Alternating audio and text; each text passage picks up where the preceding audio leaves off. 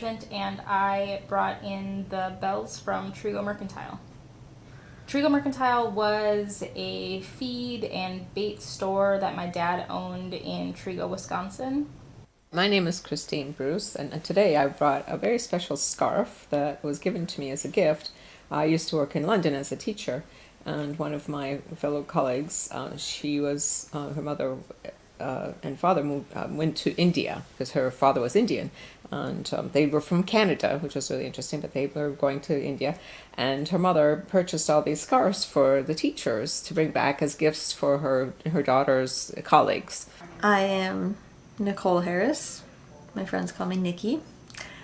My object is a Christmas ornament.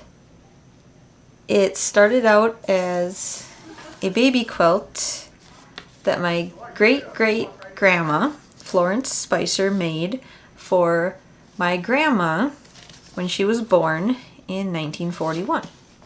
My name is Laura Merchant, and I brought in some Great Lakes fossils.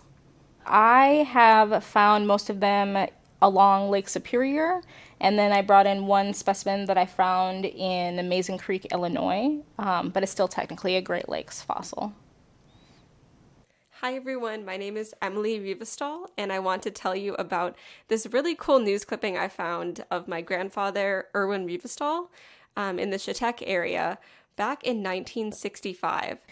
I'm Laura Merchant, and I brought an arrowhead that I found outside of Shell Lake.